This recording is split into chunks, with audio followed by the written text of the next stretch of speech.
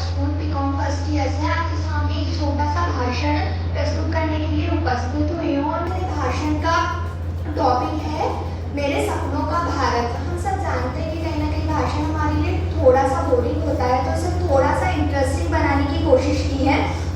तो आज के समाज को कुछ पंक्तियों से आपके सामने रखना चाहूँगी कि बहुत बदलाव आया है यहाँ सबके विचारों में, बड़ा मुश्किल है खोजना यहाँ अच्छाई हजारों में, हमारा की बदलना है नहीं आसान इन सबको, तो तुम खुद को ही बदलो ना, बदलते क्यों जमाने को, तो तुम खुद को ही बदलो ना, बदलते क्यों जमाने को।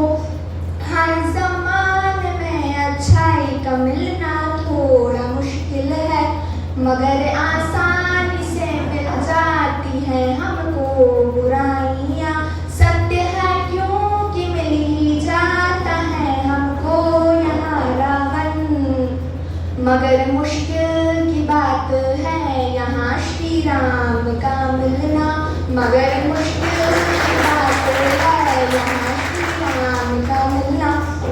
हम सब जानते हैं कि समय बहुत ज़्यादा बदल रहा है, बहुत ज़्यादा प्रगति कर रहा है, पर कहीं ना कहीं हाँ, बदलते हुए ज़माने के साथ इंसान की सोच भी बदलती जा रही है, इंसान भी बदलता जा रहा है।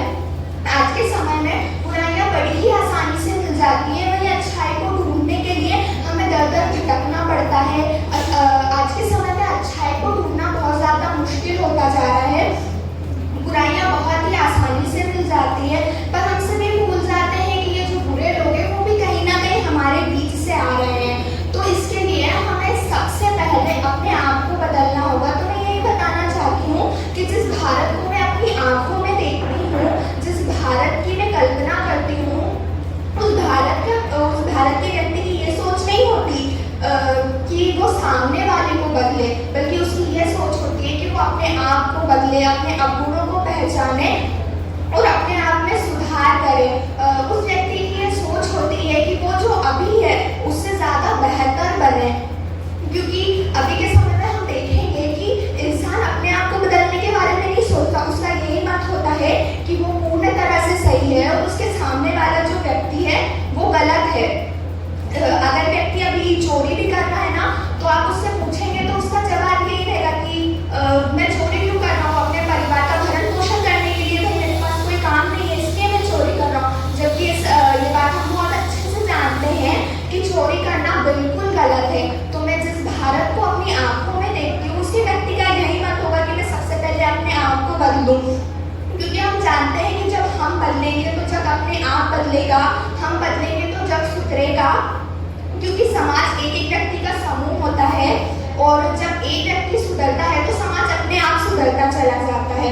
इसी में मैं भाषण को कुछ पंक्तियों से और आगे बढ़ाऊंगी कि सच कहते हैं कि सीखा है बहुत हमने ये वायरस से, कैसे दूरी बनाए हम सभी अपने परायों से, कि कैसे जुट गए हम सब यहाँ दूरी बनाने में, मगर इंसानियत भी भूल गए खुद को बचाने में, मगर इंसानियत भी भूल गए खुद को बचाने में।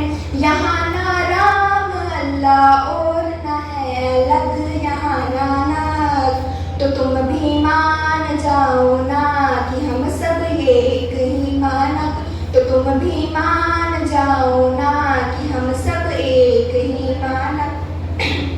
यदि हम जानते हैं कि सदा विजयी है अच्छाई, तो फिर तुम क्यों बढ़ाते हो यहाँ रावण की लंबाई, तो फिर तुम क्यों बढ़ाते हो यहाँ रावण की लंबाई। सच कहते हैं कि ये कोरोना के समय ने हमें बहुत कुछ सिखाया है। यहाँ पर कई लोग ऐसे हमारे डॉक्टर, पुलिस ऑफिसर, जिन्होंने अपनी जान की परवाह किए बिना लोगों की सेवा की है, लोगों को बचाया है। पर कहीं ना कहीं हमने ये चीज़ भी देखी है कि 2 गज की दूरी बनाते बनाते हमारे रिश्ते भी हमसे कई गुना ज़्यादा दूर होते चले गए। लोगों में कहीं ना कहीं एक स्वार्थ की भावना उत्पन्न हो गई, एक स्वार्थ जो है उनके अंदर आ गया कि हमें खुद को बचाना है, सबसे पहले खुद को बचाना है। कहीं ना कहीं इंसानियत को भूलते चले गए, जबकि हमारी संस्कृति जिस संस्कृति से हम बिलोंग करते हैं, भारतीय संस्कृति, वो सिखाती है कि इंसान का सबसे बड़ा धर्म होता है परोपकार।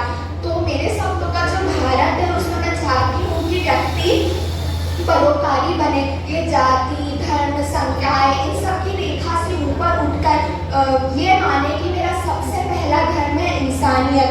जिस इंसानियत के कारण जिस इंसानियत से वो लोगों की मदद करे, लोगों को बचाए, क्योंकि ऐसा कहा जाता है कि राम जी ने भी सबरी के पेड़ खाए थे। जब हमारे ईश्वर ही हमें ये सिखाते हैं कि जात पात का भेद नहीं रखना चाहिए, तो फिर वो भेद हमारे अंदर क्यों है? Thank you.